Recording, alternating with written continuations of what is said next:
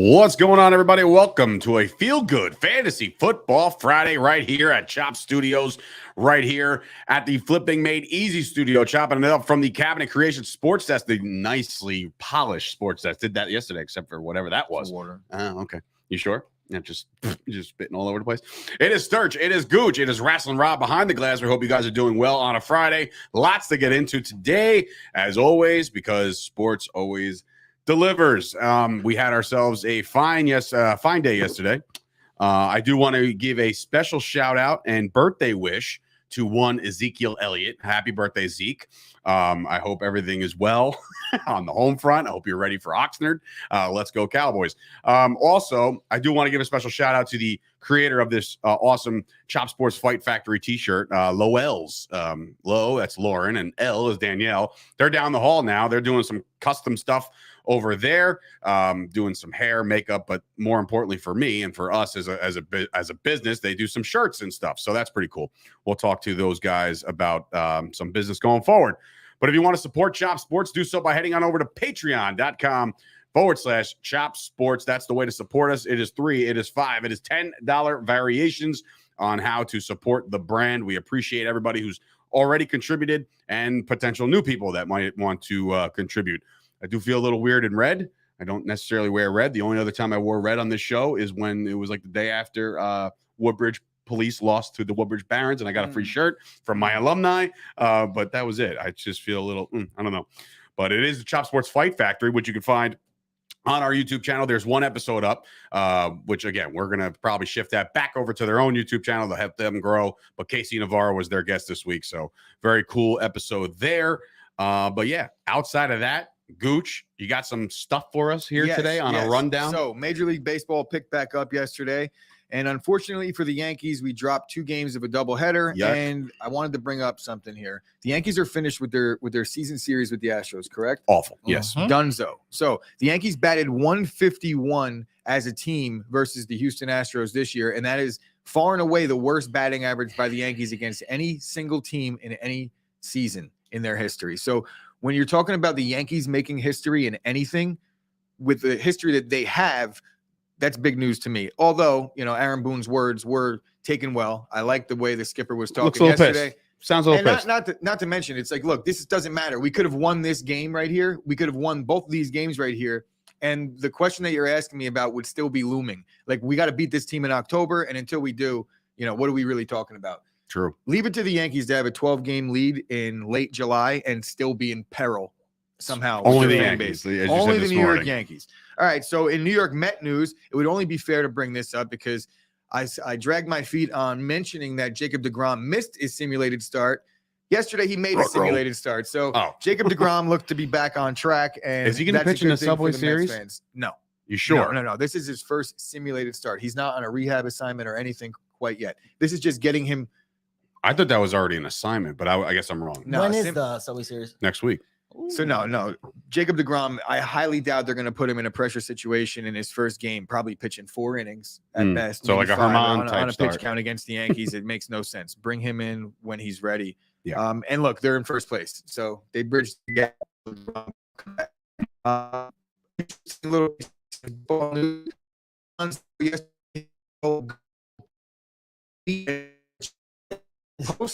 and his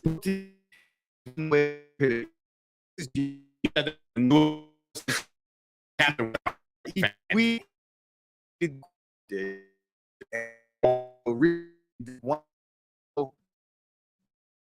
it was just that was it. I would say that he's going like this. Now what they did, so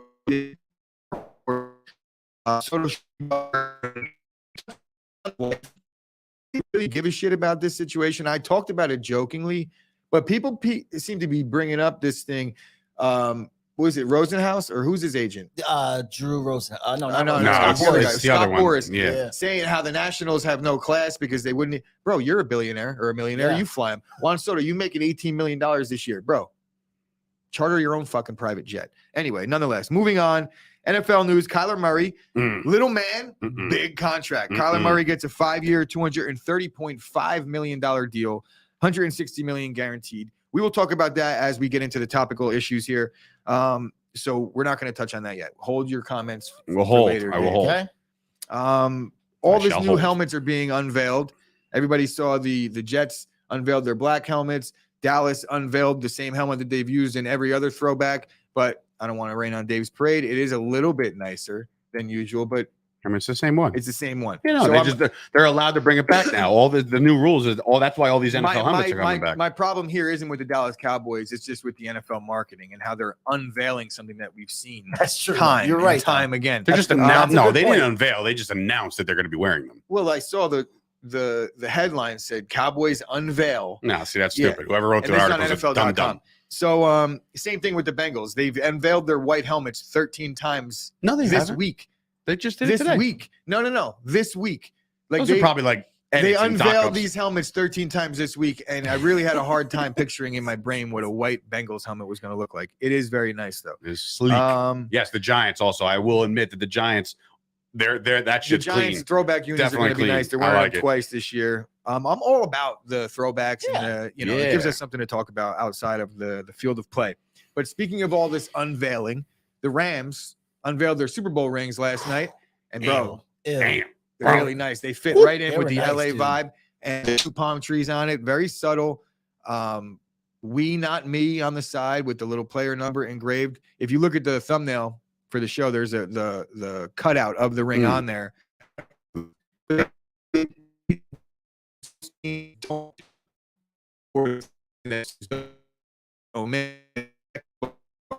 And they're saying that this they didn't win that. So Lewis won Super Bowl. That- In the NFL, we all we they can't drop things and we got things now.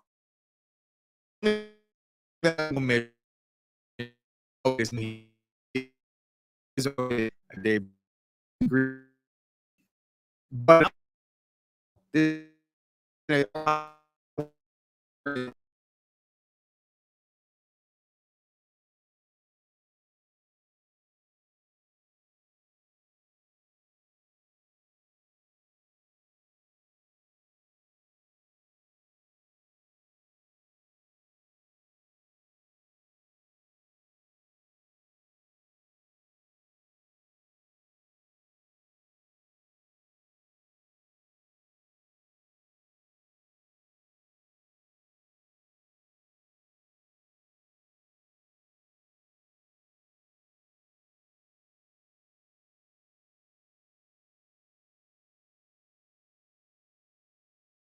the stream. Yep.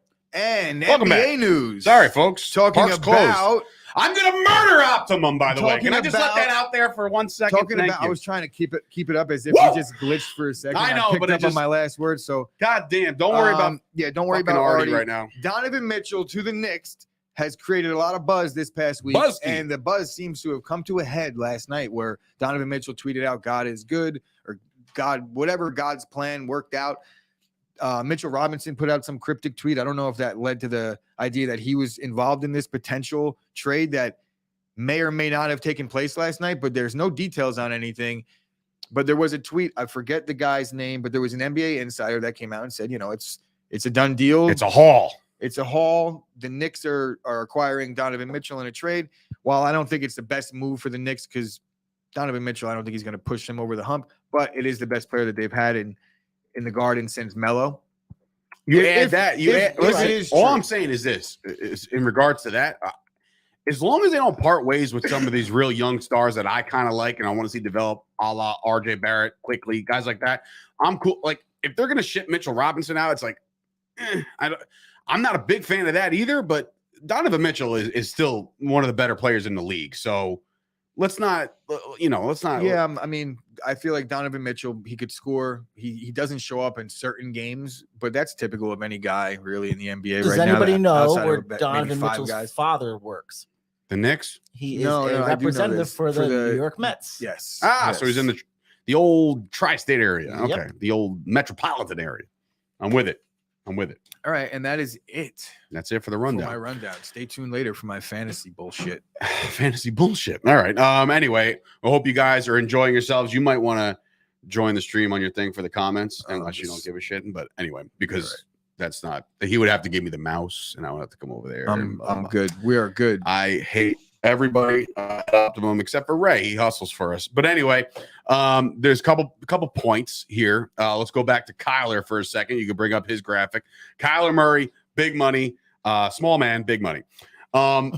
This is what I always have preached, that the market is going to dictate what these guys get paid, not their skill, because everybody went nuts for Dak Prescott when he got his deal. Dak Prescott now ranks 8th on the list of highest paid quarterbacks. 8 guys, okay? But here's where I get my little, just a little frustration here. Kyler Murray is now making more money on the average, annual, whatever the hell, than Watson, which fine, justified, whatever. Watson barely played, whatever. Mahomes, Allen, Carr, Stafford, he's not the only person he's on par with skill-wise out of the guys I just listed is Derek Carr. I think Dak's a better quarterback. I think Matt Stafford's a better quarterback. Mahomes, obviously Josh Allen, who's going to win an MVP this year. Kyler Murray does not deserve this money at all. Like, it's not the contract is not worth the man. I don't know, man. This is just it's the Cardinals saying this, and this is the same thing we said all the time. If that's your guy, if that's the guy, and you don't plan on starting over, then you have to pay him. So what the market dictates is this monstrosity of a contract. What are the Cardinals going to do? They're stuck between That's what I'm saying. a rock and a hard place. It's a really small rock, but they're still stuck nonetheless. Kyler Murray is the rock. Yeah, I see what you did there. Wrap that one up. But yeah, dude, we could talk ad nauseum about the way the quarterback contract situations work in the NFL. The Cardinals probably handcuffed themselves going forward with the ability to compete, because I don't think Kyler Murray is that generational guy where he's going to be so good where it's like, okay, you could be like, oh, we could pay Mahomes this money because he's so good and you're going to compete every year. Kyler hasn't competed yet. And understanding the way the league works, and I talked about this with you yesterday, Dave, it's not really about winning in the NFL. I mean, it is. That's the end game. But going into seasons and looking at a 10-year plan, like, you want to go into each season with a chance to win, having hope is 99.9% of fanhood. No, very rarely do you get to see your team win. And that goes across all sports, all fans. Like, even in the one moment, if you get one, that's Except gone. if you're a Patriots fan, it was getting nauseating. Still, even still, ask me a Patriots fan that's not nauseous and sick to their stomach when they get eliminated from the playoffs the following year. Like, that only lasts a very small time, and then you have to win another one. Otherwise, you're failing. Mm-hmm. So it's really about the ability to compete. They're putting together a competitive roster. They're a far worse team without Kyler Murray, no matter which way you slice it. And it could take them 10, 20, sometimes forever to be able to land a potential franchise quarterback. I do agree it is a little bit of an overpay. I don't agree that it's an overpay in the sense of where you see other guys like Kirk Cousins and even Dak, all these other guys that have gotten money probably a little above market value because of the timing of the contract. Mm-hmm. So to me, that's not even above market value. That's market value. Like, Kyler got what he deserved based on the market, and now he's got to go out and prove it a little bit. Quarterbacks are the only guys that get this money without having proved it. Right. And like I say, I was looking at overthecap.com before with the Cowboys payroll. And after Dak making 40, the next highest paid player is $15 million, and that being Zeke. But, like, look at the drop off when you're a quarterback and when you're not. You know what I mean? Like, quarterback market is ridiculous right now. Can we talk about something too, just to not to break down the quarterback market, but talk a little bit about baseball. Baseball players make a lot more money than football players, but getting drafted in Major League Baseball is a significant difference from being drafted in football because of multiple reasons. First things first, I guess it depends on where you're drafted and what position you play in football. But if you're a quarterback, like Kyler Murray, he's drafted right? 9th pick overall by Oakland, and this year he's going to get $40 million, including his base salary. Oakland Athletics' base salary as a team this year is 47. So right now, Kyler Murray is making more in this season than he would have made an entire then every single player on the team would be, and not to Kyler Murray would still be in like AA. So he wouldn't even have gotten his major league deal yet. So when you're raising your kids, have them be football players. well, and the quarterback. If you have an option between being a first-round draft pick in baseball and football, go with football. My thing, don't you think that the league needs to do something like this? I mean, granted, they were like pretty sure they were one of the only undefeated teams left in the NFL last year before they went on their downfall. But he's only been in the league 3 years, right? Mm-hmm. So you're giving him all this money. Think about next year. Next year, you have Herbert who can ask for this. You have Burrow who can ask for this. Everybody's getting moved again. So why after like 3 years can these guys just well, because he's only got this isn't he's been in the league more than 3 years, bro. Because this is his fourth year.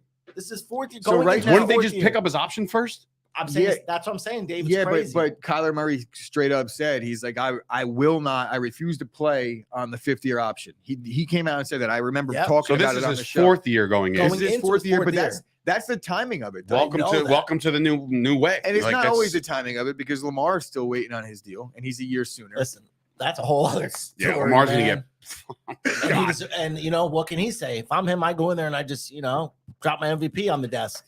And say, what are we even talking about here? But they need to figure out a way to where after 3 years they can't come out and be like, well, I'm just not going to play if you're not going to pay me. There's got to be a little longer. No, maybe 5. They can't 3 do years that. is a little they ridiculous. can't do that because the NFL will cut you in a heartbeat. That's true, but nothing's guaranteed in the NFL. Nothing. You know what I mean? So unless you're Deshaun Watson, you got everything guaranteed. But overall, like the contract itself is crazy. I need to talk about one more quarterback move that was made yesterday, and that's the Cleveland Browns to sign Josh Rosen. No, I skipped over that. You skipped over that because that's what it is. It's skip overable until I bring it back up because this is absolutely ridiculous. And I'm not politicking for anybody. I'm not about to say you should have got this guy, you should have got that guy. Josh Rosen is a proven loser in this league. Physically, mentally, emotionally, he's a loser. And they brought him in. Why? Because he had a good tryout. And I'm pulling for Josh. I'm not saying like, hey, go give Colin Kaepernick a call, right? Or hey, like Cam Newton's out there still. I don't think any person that talks like that ever said, give Kaepernick a shot. With a thing. Like, no, but what I'm saying is this. I'll never watch football again. What I'm saying is this with Josh Rosen. The guy is lost everywhere he's went. He was obviously everybody and their mother knew going into the NFL that this guy was a loser.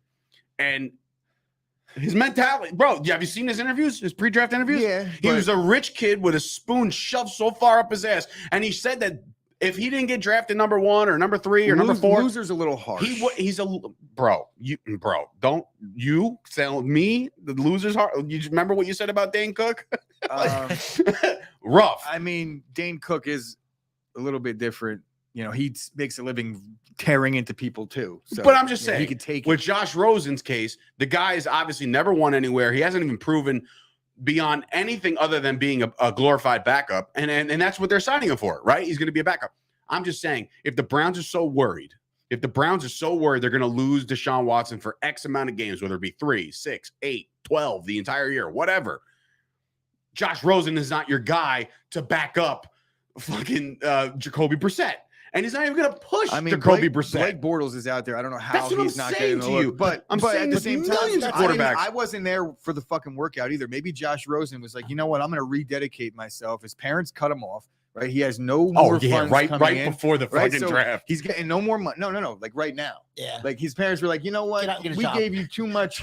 It's time to get 27-year-old kid. Get out of the house. They kicked him out of the nest, and he either flies or he dies. So Josh Rosen now he's rededicated to the sport, and he's been working out all off season with nobody. And according to sources, but I haven't seen the guy throw a football in a couple of years. He was at least touted as a first-round talent when he was. Ready for this? He backed up fucking Matt Ryan last year. I've seen Josh Rosen. Are you ready for this? I'm going to get roasted, but it happened, so I can't say shit. Aaron Rodgers is 0-1 lifetime against Josh Rosen. In a whole game was preseason? In a whole game a real regular season football game. That's sad. Regular season football game. He should just retire at this point. But what does that tell you about what Cleveland thinks is going on with the Deshaun Watson situation? It tells me that they think he's going to play soon. Thank you. I think the same thing. Because I think it's really just like it's a 1 year deal. It's a 4 game. He ain't making the roster. I think it's like 6. No, to 8. it's a 6 game deal. Yeah, 6 to 8. It's like whether they're going to cut cut him a 10-day contract. As soon as Deshaun Watson comes back, he gets relegated to the See you practice later. squad. Right. He's gone. Unbelievable. What a shitty Also, person. who gives a shit? It's the Browns A and B. It's Josh Rosen. I can go back Isn't to that guy a fucking loser? Rosen? Yeah, He didn't even Big win time. at UCLA, man. I just remember him sitting down with like a one-on-one conversation right before the draft, like, but football, if it happens, it happens. If it doesn't, it doesn't. Like, get out of here. He's probably making like $100K a year in like his regular job. Right. He's probably like cornhole. manager at fucking McDonald's right now. And he's like, I'll throw the ball around a little bit. What a loser. Josh Rosen Starting sucks. quarterback, D1 college, fucking loser. Yeah, right. Yeah. Slayed everybody, I'm Like, sure. He just wasn't a top 32 quarterback in the league in the ever at any world, point. so he's a loser. Well, now he's 34, right? He's Right? backing up No, his he's set. Bullshit. He's Top not even the best 65, baby. I tell you Top what. 65. I tell you what. Josh Rosen right now is outside of the top 64 quarterbacks in the league. That means he's not good enough to be a starter, and he's not good enough to be a backup. How about that, Joshy? Who, Josh? Yes, your boy Josh. I think you're talking about Jordan Love. Him too. Jordan Love's better. I haven't even seen him play. Do you think we get one game with Josh Rosen Fuck starting quarterback no. this year? Yeah. No I think you're shot. over under 1. 1.5 is the over under, and I'm going to say, I mean, Jacoby Brissett, he's pretty safe. No, he's he not is going to go safe. But throw the that's what I'm ball all saying. over the He's a place. safe play. There's But no push here. It's like, do There's we no think push Jacoby here. Brissett's going to get hurt or not? I mean, he's going to hand the ball off 44 times a game, so probably not. Kyle coming in. He was Yeah, the I man know. at I UCLA. see. Probably smash movie stars, want to be actress. What a loser. Yeah. I mean, in that regard, you're a winner. But like in the NFL and professional I sports, talk about that you shit all suck. the time. Like, if you're top 35, top 100 in the world at any single one thing, you're fucking really good at it. And if you're, But he never was. But if you're like the 27th best quarterback in the world and you happen to Loser. start, you're a fucking scrub. You suck at life, and you're a loser. Yeah, right? well, you said it, not me. Like Kirk Cousins. Could you imagine being as successful as him and having everybody just hate you? No, dude. And Like, he what always the fuck? It's just because he just every contract's $50 million. Yeah, like every yeah, 3 it's like, years. yeah, it's my $50 heart million bleeds with for you, Cousins. It's a different story. We're making a lot of money. Throwing 5,000 yards a year. Oh my God. Blue Mountain State backup quarterback was the best. Yeah, dude, great show. All right. Anyway, I'm off that. I was gonna go back to the Yankees. I'm just frustrated with the Yankees. I'm not about to go. I'm already frustrated with the fucking internet today, so I'm not getting involved with Only that. 16 more losses, though, Dave. What? So remember, you said they needed 18 losses to not to get the to the record, right. now we have So 16 so that's the more. countdown? Down. Is that the 16 new more. countdown? The We magic should do a number is countdown. 16 to get this freed from this pressure. Unbelievable. 16 more. I hope there. I watched the captain last night, and I remember that team 98 team being good, but not that good. And Jeter and that mentality that they had, that they were going to go out there and kick the shit out of everybody. What a great mentality! That's a dog. There's a dog mentality in all of those Yankees back in '98. This team is not the '98 Yankees. They're just not. Well, Never will be. no. It's just not. But if we win a World Absolutely not. Series and have 5 less wins, I don't give a shit. No, I don't care. Right? Bro, they can make the playoffs with 90 wins, and I wouldn't give But a how shit. do you feel when Boone said something about like I love what Boone we'll said. see them in October? Do you think like that's just how some people take that like, oh, you're already saying we're getting there, we're not getting No, there? I don't think he said we will see them in October. I listened to the whole no, interview. when we see, he like, said it's it. gotta- He said when we come No, back no, no, in he said if. October, He said if we come back in October, then we'll talk. We'll show up. That's what he said. If we play this team in October, he seemed a we'll little. show. I guarantee you, seemed a we'll little show bent. up. Boone's comments, I have no issue with Boone's comments. No, I listen. And I don't even and I normally. have plenty of issues with Boone. Right. The comments. I have one comment about Aaron Boone and his starting lineups yesterday. Well, Okay. that's not. Well, That is his starting lineup. no. It I is. know. But I said I have several issues with the Well, manager. my Boone, but question- his comments after the game, none. My question is this: why on earth, after an All-Star break, does Giancarlo Stanton have to sit the first game? Because Give me a fucking break. Everybody else played. because he didn't really get as much of an all-star break as everybody else did. Neither did Judge. Neither did these other guys that were there. Trevino was behind the plate. And put it this way, bro, it could have been, it doesn't matter, like 2 games in one day for the guy that has had 3 weeks in the IL already with a calf, missed time last year with a calf. They probably just don't want to push I it. just don't. I You mean, know? it's like the one thing that you say about this Yankee team is like they've been relatively healthy, right? And like, great, but like then if you are, you are. But You're not healthy until you're not. But That's- you get not healthy by I pushing. feel like that was I don't know. like epiphany. like preserving health. I don't know. But he I know it's a couldn't long DH season, yesterday, and I know they right? still got a lot of games left on the schedule, but These are the games, especially the Astros, especially that where maybe, everybody has told you that you can't beat these guys. Maybe he woke up and he had the shits. Maybe he then wasn't feeling good. Play. Like it could be a litany of reasons. Go play. Scoop saying it's not Boone setting that lineup. Guarantee it. Do you think that's true? Or? Oh well, there's plenty of rumors. Yes. But if that's the case, no, I don't think that's true. I don't. What? I don't think that's true at all. What do you mean? You think 100% Boone set these lineup? lineups? Yeah. No. Well, you know what though? He is, because if it was above, Stanton would have played. That's how I feel. That when these guys are making this shit ton of money, they're forced to play. That's why Zeke was in there all last year with an injury. That's what fucking Zeke. That's what happens. How is the when Aaron they make Boone that money, they're gonna play. And fucking Giancarlo go to when Zeke. Listen to me. When they make that kind of money, that's why they play all the time. Because these owners are like, fuck that. I'm paying for this shit. That's like having a $1 million car. You're not going to drive it. You're going to drive the shit out of it. It's also, to me, I guess it depends on the philosophy of the ownership. Like the Spurs owners were having no problem sitting their players and not selling tickets and not caring for the greater good of the final product. Mm-hmm. I think that there's a touch and go. Different mentality, I guess. We don't know the situation. I think Stanton's going to be you might not see Stanton play in one single double dip all year. Like he's not going to play in both games ever. I'm well aware now. We've seen it live in person. And I don't think that the managers have to. They're the ones in the clubhouse. How could you call you have the manager? Do you know how it works? Like you release the lineup, everybody knows about it. The manager writes it out. You're gonna have to go explain you want the manager to explain why the GM isn't batting somebody? It doesn't make sense. Scoop, shut up with that. Yeah, Scoop, shut up with that. Anyway, I was looking for my read. Don't worry about Artie because it's not it's not working right now. But I will say that we'll make it quick today. It's easy.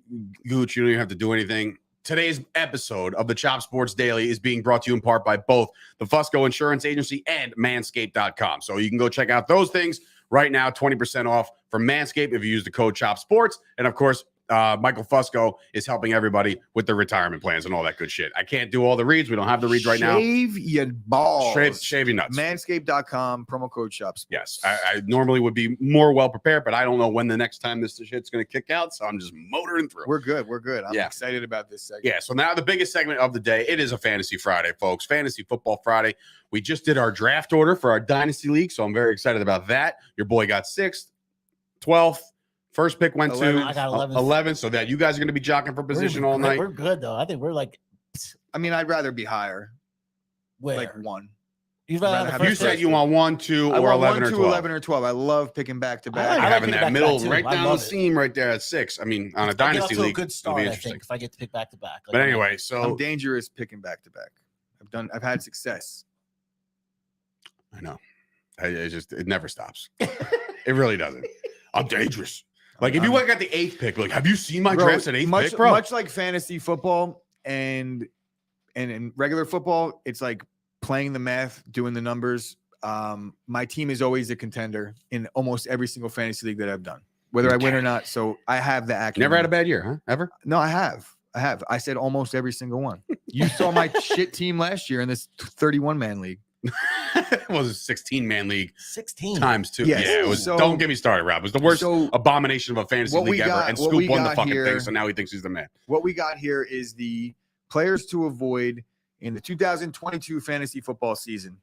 So it's a very good hater fantasy sports comment. So shout out to the hater fantasy guys. We'll be doing a little bit more of the hater shit as the DFS stuff is starting to ramp up. You really can't talk preseason rankings because it's a week-to-week thing with Hater. But I'm very excited about it. So head on over to Hater Fantasy Sports and check out their website. Sign up because when they do launch, the soft launch, you're going to get a bunch of free games. So you might as well do that. Free games and actual prizes. So that's free games with prizes. Yes. Yes, sir. All right. So interesting the way I'm going to break this down. I'm going to do it very similar to the way I did last week's segment where it was the fantasy players that you might want to target. This is the one where you want to avoid some players. Quarterbacks, I'm going to kind of skip over the quarterbacks and we'll circle back to the QBs at the end because I feel like that's a whole other conversation. I'm struggling to find guys to avoid because it's the one where like everyone kind of goes where they should in the pecking order, but we'll talk about it. I'm skipping right over to running backs and I'm going to try and avoid using guys on this list that are going to be picked after round 12, 10 or 12, because at that point we're all talking about flyers anyway. So Starting out, I want to put a little disclosure on this one, and I'm going to say Derrick Henry is the first player that you want to avoid this year in your fantasy drafts. And it's not because I think Derrick Henry is going to completely fall off. I just think that there is some real value at some other guys, and I want to talk more about just the way the pecking order has gone the last 2 seasons in fantasy football. If you look at the guys that were drafted in the first round running backs last year, right? Mm-hmm. Saquon, CMC, even Derrick Henry, Zeke, a Nick Chubb. Zeke may have gone some first rounds, but even Aaron Jones late.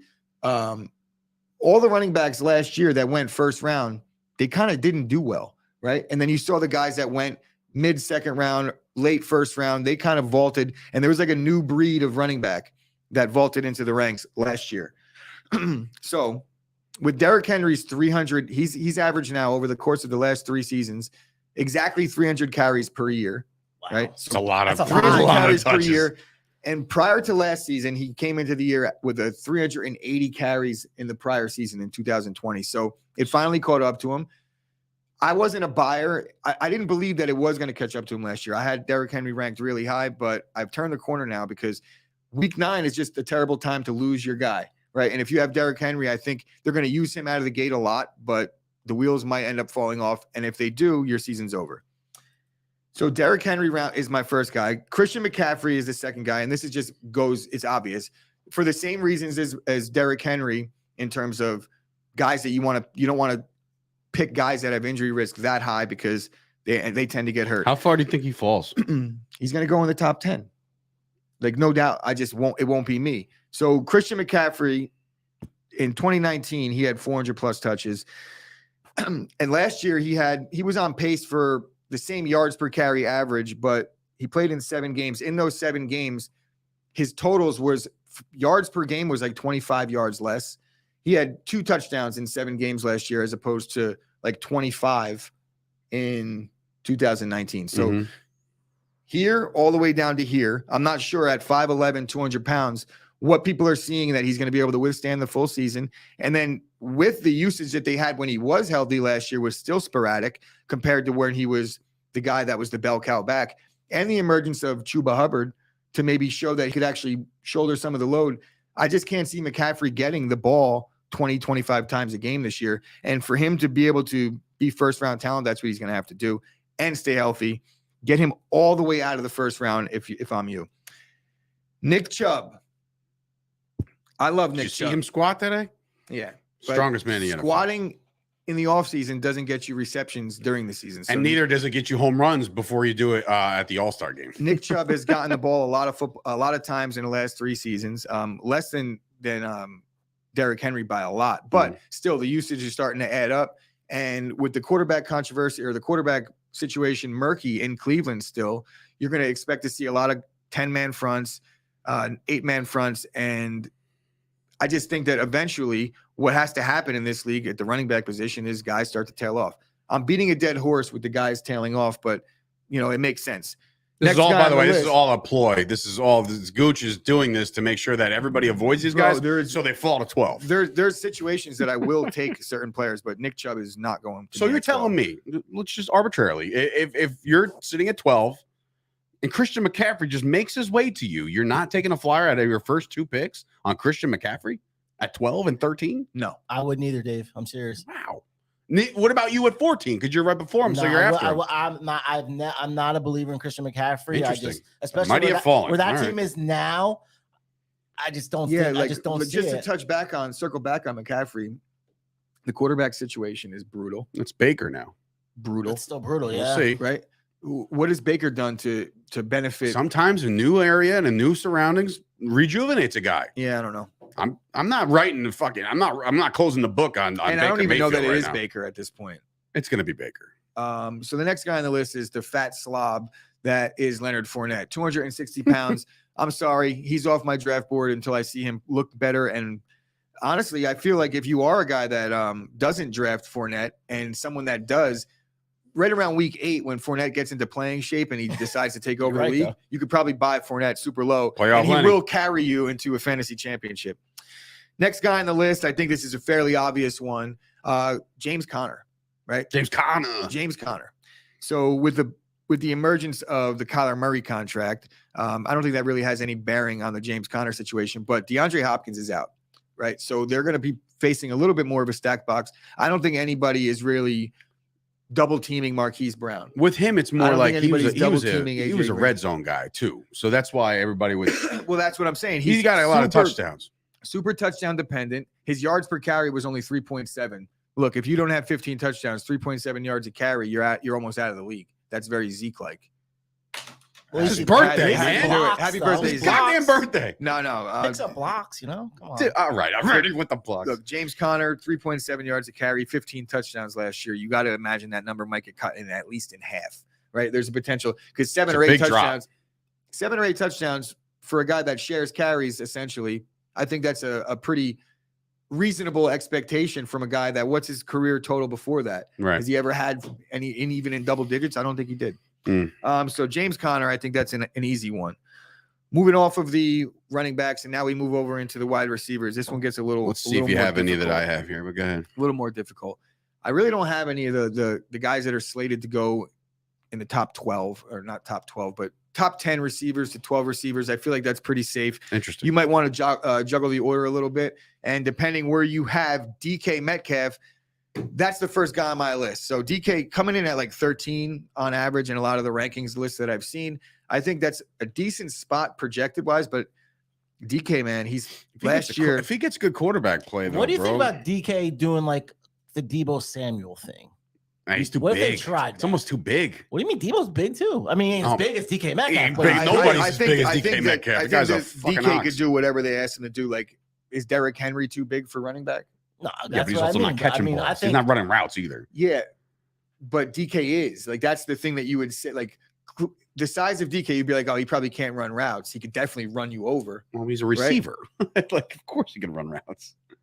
I think that you're missing my point, though. Okay. So if DK, if Derrick Henry can't do it because he can't run routes, then why couldn't DK do it? Because he can't run the football? Like, he's a beast with his yak. I would say DK could do it, but unless they want to pay him that $30 million. Yeah, I was going to say you're getting into a new contract. Like, do it for what? Do it to go 5-12? Yeah, that team's that team might be wrong. Yeah, I do think 49ers were going to. Maybe they would have to maybe keep him off my list. But in 2020, DK averaged 15 yards per catch. In 2021, with the whole Russ debacle and the quarterback situation was a little up and down all year, he averaged 12 yards per catch. Right, so DK trending down, no quarterback that we know of yet. It's either going to be Geno Smith or Drew Lock. That's all we do know, right? So Geno or Drew Lock, you imagine that DK, they might be playing from behind a lot, but I don't know. DK seems a little boo-hoo if they're not winning. Although his comments in the offseason don't lend to that. He said he wants to sign long-term with Seattle and be the face. So we'll see. Next guy on my list, I'm going to keep it in Seattle, and it's Tyler Lockett. I know Tyler Lockett is the guy that typically you would get later than average because he's a very boring player, very mundane. And prior to last year, you'll hear about why I think he's off my list, because I think finally last year he shot up and got a little respect. Previous 2 seasons prior to last season, he averaged 12.9 yards per catch and then 10 yards per catch. Last year vaulted all the way up to 16.1. So I would imagine that if we're looking at the body of work, 16.1 yards per catch last year is more the anomaly. So I think that the Seattle receivers are just going to be overdrafted this year because of their lack of a quarterback play and their system isn't set up for them to do well. I agree. Not to mention that Pete Carroll is just married to running the football. Except when it counts. Not a Super Bowl. My next, Except when you need a touchdown. Next guy on the list here in the Super Bowl is Deontay Johnson.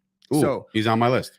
Deontay Johnson is an interesting one because last year there was only one player in football that got more targets than Deontay Johnson. That was Cooper Kupp. I find that to be a little bit astonishing. I know that I don't use that word often, but I was astonished. Me too. When I read that stat. That's right? deep. That's deep. So combine that stat with the fact that he had arguably, I'm not sure where the ranks go. I think with a minimum of 110 targets or 100 targets, he had the lowest catch rate out of any receiver in the league at 63%. Some of that could be attributed to the fact that Big Ben was damn near 140 years old and wasn't really able to get the ball out and maybe hit certain deep routes, deep outs, whatever you want to say. And now you're going from Big Ben to Trubisky / Pickett. It's like, you're probably going to get more of the same in terms of maybe not getting hit with you when you're wide open. And I do want to talk about one other thing. Last year, while he got 169 targets and he only caught 63% of them, it was for a paltry 10.9 yards per catch. So you can't expect that to go up much more. I don't think Trubisky is the guy that's going to be flinging it downfield. So you're going to see a lot of the mundane intermediate routes out of Deontay Johnson. And even more disparaging towards the Deontay Johnson numbers is right around week 14, 15. Yeah, the final 4 weeks of the season, which is fantasy playoffs, his yards per catch dropped all the way down to 6.6. So he wore down as the season went on, and he just wasn't. He did catch the ball a lot. I think he had 6 catches an average per game down the stretch, but six catches for 36 yards, that's not going to get it done in the fantasy playoffs. So I'm avoiding Deontay Johnson in spots. Like, I won't take him as the 15th receiver off the board. But if Deontay Johnson's there after 20 guys are gone, I'm definitely going to kick the tires on Deontay because he will have volume, as pointed out by the 170 targets. Next couple guys, they lost a receiver. Next couple guys on my list, it's just like a buyer beware. We could talk ad nauseum about injuries, and we talked about it with CMC. But for that reason, I avoid Robert Woods. I avoid a Michael Thomas. I avoid what's the other guy? Odell Beckham Jr., who's we don't even know where he's going to play. So there's multiple reasons why we want to avoid him. But just a cautionary tale. You could point back to a couple guys. You could even point back to a guy on this list. Imagine drafting Michael Thomas last year with like the 8th pick, your 8th round pick, and being like, oh, he'll be back week 6. And I got like insert Michael Thomas. You're still waiting for Michael Thomas to come back. And Michael Thomas is a lot to me like Antonio Brown of like 4 years ago, where you started to see the wheels come off a little bit mentally. And I'm not challenging any of his mental health. No, you're right. But we just got to call it like we see it. Up with like what he talked.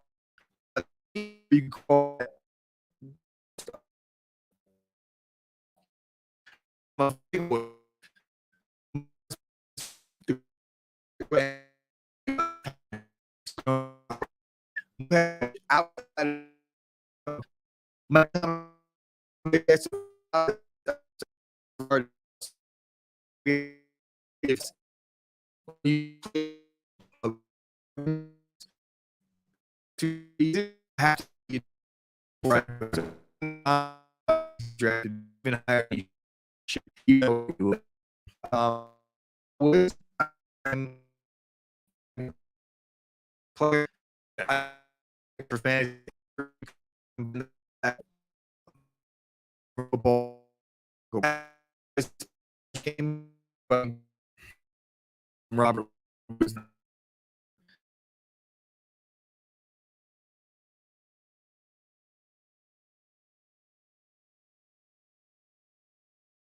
Jr. you could just avoid. Now I'm done. Are we good? Yeah, we're good. I mean, we're good for now. now. What do you think about a guy like I've been seeing a lot of things. He was injured last year, rookie. The dude from the Giants, Kadarius Toney, right? That's the thing. Kadarius Toney. Yeah, we talked about him last week. I like him a lot. He might be actually. high. I think he's a little psychopath. Yeah. Are you done? Yeah, I had a couple more points to like hammer home the fact that you don't draft injured guys.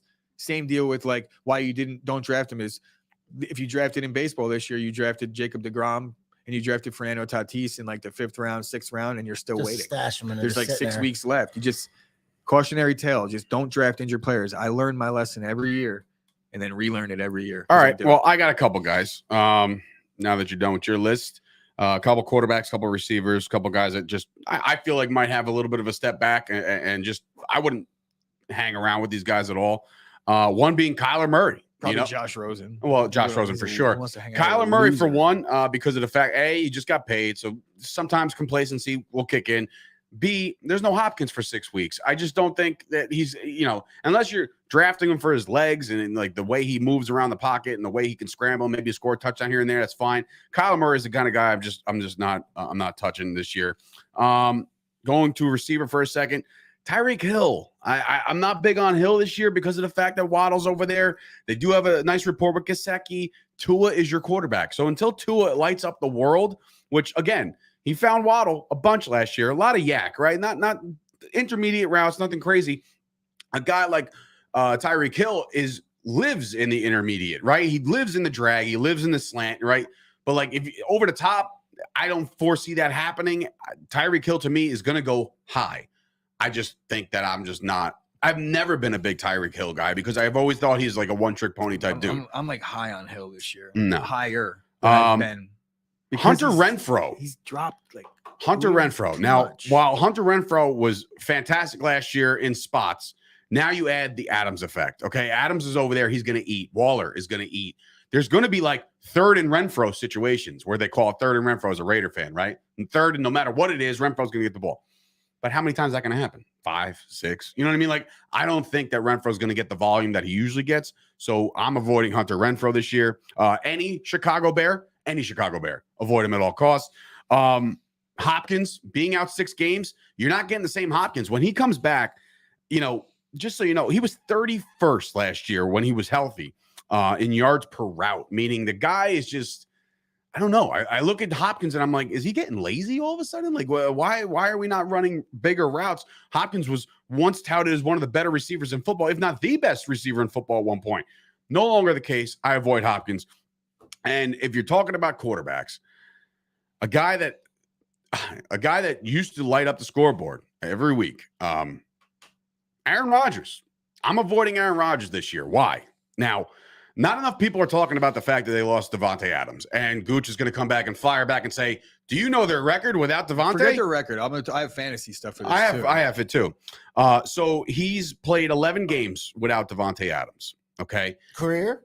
Okay, from what I read today, 11 games without Deontay Adams. I'm not talking about win-loss record because I don't care, and I think they won a lot of games. Out of those 11 games, only 3 times did Aaron Rodgers throw for over 300 yards. 4 out of the 11 games, he's only thrown for 3 or more touchdowns. 7 games of those 11, he's thrown for under 3 touchdowns, and 8 times in those 11 games, he's thrown for under 300 yards. There is a big discrepancy here without Deontay Adams. I think Rodgers is still all world. Fucking shit on that. That's great. I still think that Aaron Rodgers is all world. I still think he's going to be a fantastic quarterback. I think he's going to find a lot of big plays. I just think that not enough people are talking about Aaron Rodgers without Deontay Adams. Is there interceptions on there? No, they're not. What? Are there interceptions? He never throws interceptions anyway. I was just wondering. I think there was 3. So 3 total. That's 3 total in the 11 games. I'm just curious to know. It's nuts. No, He's great. Not bad. So, I'm just curious. But I think the yards are going to take out. Out of those 11 games, 4 of them were not in this regime. So it was a different coaching staff, different system altogether. So we could throw Mike McCarthy. 4 of them were under the McCarthy era. Okay. So they're in the last 7 games in the last 3 years without Deontay Adams. And I'm not talking about wins and losses because they are 7-0 with no Deontay. Okay. I'm talking about fantasy points How per are they game. 7-0 without Devontae, and he had 11 games without him? What does that mean? 4 of them in the tenure of Mike LaFleur. McCarthy. Yeah, So 20 points per game for the entire Deontay Adams, Matt LaFleur, and Aaron Rodgers era. Fantasy points. Minus if in the games that all 3 of them played, or 2 of them. the 2 of them played, and LaFleur was the coach, he averaged 20 points per fantasy game. In the 7 games, now it's a smaller sample size, obviously, but in the 7 games, he averages 24.5 fantasy points. So, I'm not saying to go out and draft Aaron Rodgers as your QB1, but to avoid a guy that I think is pretty much outside of QB1 territory. If every list I look at has Rodgers at like 11 to 14, right? So where he's getting drafted, if I'm looking at quarterback, yeah, wait, that's not good. That's my point. It's Why like is we're that talking about fantasy stats. like Jalen Hurts is higher, Kyler Murray's well, higher. like again, I'm not Lamar Jackson's higher because of the they have so many different. There's different right? levels to those guys. And then we're starting to get to Kirk Cousins and things like that. And that's silly. But in terms of fantasy numbers, But not really. Jefferson, He's got Jefferson and Cook and Thielen and Thielen. So they throw the ball a lot. New coaching staff, which we don't know. Kirk Cousins might vault up a little bit. Could be worse. But I think that to avoid a guy like Rodgers, I feel like where you're going to get Rodgers this year, 12th round, 13th round. Well, if I'm looking at it and I'm like, that's the case, then the odds are you're going to already have a quarterback. That's what I'm saying. So if there's no part of my being is going to sit there and tell you that Aaron Rodgers isn't the best quarterback in football. I still think he is, even without I get it. It's mechanics. He's the guy. I'm not like targeting Rodgers early in drafts, but I sure as fuck am like, because I don't target quarterbacks early and I take like the best of what's if you're left, like, I try and find the one and you find yourself in the 15th round and Rodgers is still chilling. I have no problem. Bro, I have no problem kicking the tires on a Stafford Rodgers combo for the season or a Kirk Cousins Rodgers combo for the season. I'll take Rodgers. I'll do that in a heartbeat. it might not be the winning formula, but you have those two guys to play the matchups. I'll be good. So here, Matt Abernathy is coming in with a good point here. In the 7 games Aaron Rodgers played without Davante Adams in the Matt LaFleur era, he averaged 27 fantasy points per game. To put that into perspective, 2019 Lamar Jackson is the only quarterback in NFL history to average more. I don't think he's going to average 27 points per game this year. Season. But that is okay. So spread the ball around, spread the love. That's what you do as a good quarterback. That's what you do. You have to, right? I just think that this year, in comparison to last year and the year before that, the guy's won MVP. Why? Because he's got the best receiver in football. Yeah, all this means to me is let's find out who these guys are going to be that are going to get all these balls. Because Lazard, one or two of these Packer receivers are going to largely outplay their draft value.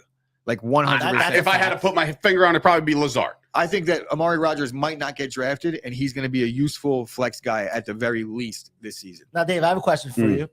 Dalton Schultz, I've seen on a lot of lists, people are seeing him like 11th, 12th tight end fantasy-wise. Okay. I had him last year, I think. And I did too.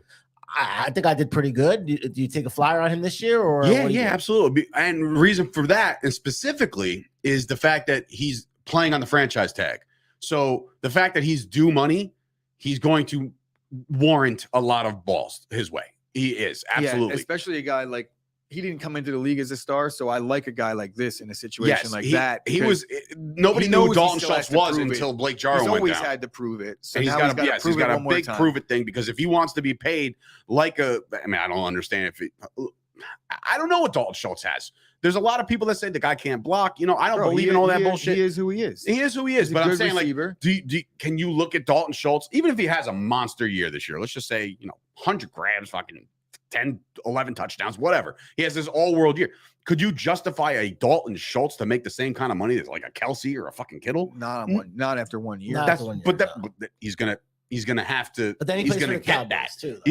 I'm not saying he's gonna get that. What I'm saying is he's got 1 year to do that. Kelsey money, then they need to. No. What I'm saying is 1 year to do that. Yes. Because of the fact that the franchise tag. If not, bye. I could see him getting David Njoku money. Yeah. That's comparable. Yeah, but I even look at Njoku like, how the fuck do you get that money? That's my point. Yeah, it's like that's what he should get. Schultz would earn it. You're wondering how the fuck that's the contract that would be on par with Schultz to me. Kyle's coming in back to Aaron Rodgers thing. Look at the game logs. There's 7 games Rodgers played without Adams. Falcons, Chiefs, Raiders, Lions. 2019 Cowboys. Some terrible defenses. Yeah, I mean, and look. Again, when you're the best in the world, you get to expose that kind of shit. And that's why you compile those kind of numbers in those games. Absolutely. But again, like, you're never going to now run into those teams without Davante Adams now. None of those teams that you listed are as bad. Maybe the Chiefs. And look, everybody's improved. I don't think that Rodgers is going to average 27 fantasy points per game this year. That would be crazy. I'm saying that I think that Rodgers finishes around the top 10 to 12 quarterback this year, and that's normal. And the back end number 1, fringe backup, but very, very high upside. He could easily outplay those numbers. Yeah, right? If one of these receivers, even if you wanted to combine 2 of these receivers to be Adams-esque, meaning like volume, then you're going to get the same Aaron Rodgers. I just don't know it. It's very hard to assume that this is going to happen. You have to see it, and unfortunately, you don't get to see it without taking the flyer, without drafting Aaron Rodgers. And if you see it and you have him on your team, then bang, you win, right? But like, if you don't draft him and you see it, then you're like, oh, I can't get him. He's gone. You know what I mean? So it's a wait and see deal. A lot of people could say the same thing about Dak Prescott this year, okay? Because he lost Amari Cooper. We'll see what happens with CeeDee Lamb. But at least in Dak's case, Lamb is a little bit more established than a guy like Alan Lazard or the other guys that the Packers have throwing the football. Lamb is better than all of the Packers receivers right now. Would you agree? Wait, we're talking about the Cowboys? CeeDee Lamb is better than every Packer receiver right now. Yeah. Okay. Yeah. So that's what I'm saying. So the differences of the fall off might be a little different, considering that Dak still has a pretty good receiver to throw to. We just don't know what Rodgers has yet. We don't. And we will. And when they keep running up the score on like fucking Chicago, we will. We will see those. You know who? I want to add one guy to my list. I'm going to avoid Dak this year in fantasy because Dave's avoiding Rodgers. So figured I'd make it. All right. If that's the reason you're doing it, then I'm with it. Kyle said there's only been one top 10 pass defense that Rodgers has seen without Adams. It was the Arizona Cardinals. Rodgers threw for 184. Well, I'll tell you what. It's a good thing that most teams suck at defense now. So that's true. Like, I'm worried about. Well, I know for a fact. How many games do we have to play a top 10 pass defense? I know for a fact Kyle is very pro. Troll Rodgers sucks. Yeah. You know, like, and I can't even. I love it. I love it. Yeah, it's great.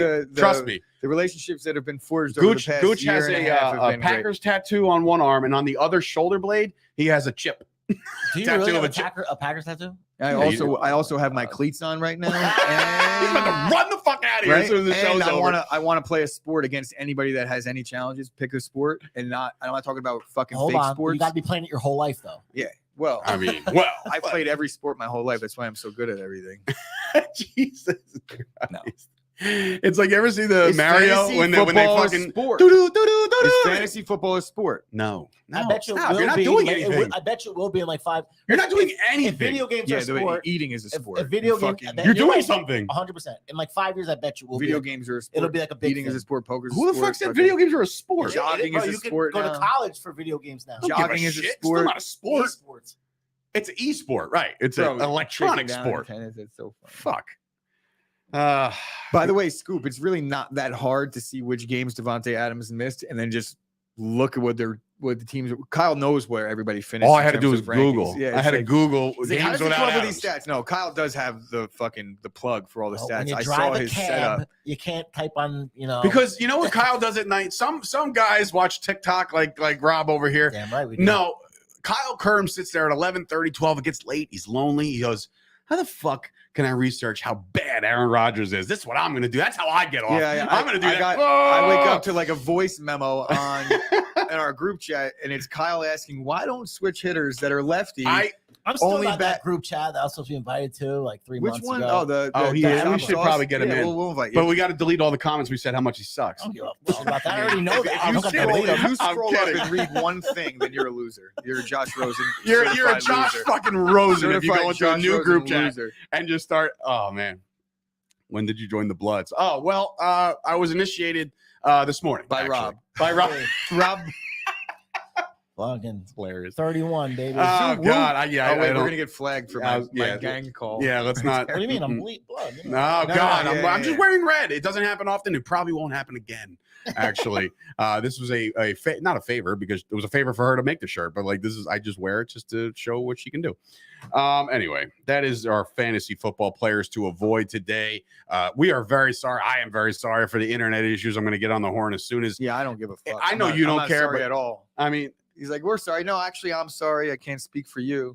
I'm sorry too, guys. Yeah, I mean, it's got to be fixed, and it's a building thing. It's no longer like we pay enough money for this shit, so we're paying our bills out here. So it's just I don't know. Sometimes I don't think that is the impression that people got. No, I know. It's so. Tony Benevento says the red looks good. See, now I feel like, all right, red every day going forward. But yeah, so that's a show. We're again apologize for the technical difficulties. We faded out a couple times because of the internet, but that will be resolved soon enough. So be sure to check us out every day, Monday through Friday, 11 o'clock in the morning. We go live from 11 to 12. And of course, if you miss it and you're working and you're busy, we're available on podcast form. And you could just go back on YouTube and hit the old play button. And we're going to play it all back. So I saw, shout out to Tony Catalina. I saw him in here before. He's my paisan over at the Blog and the Boys. So he was chiming in. So thank you guys for watching. We appreciate you. Have a great weekend. Any plans? We got anything going on? It's going to be very hot. It's going to be like 110. So take care of yourselves. Hydrate. Stay in the pool.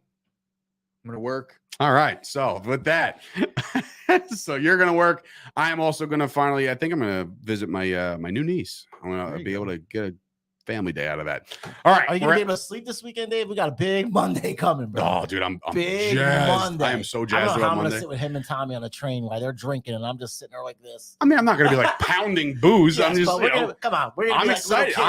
Listen, I'm excited. Ibby, are you, I don't know if Ibby's still in the chat, but I wonder if Ibby's going, but he's expecting a kid too any day now, I think. So Ibby's a big wrestling fan. You knew that, right? No, I didn't know that. Oh, Ibby's a huge wrestling fan. Yeah.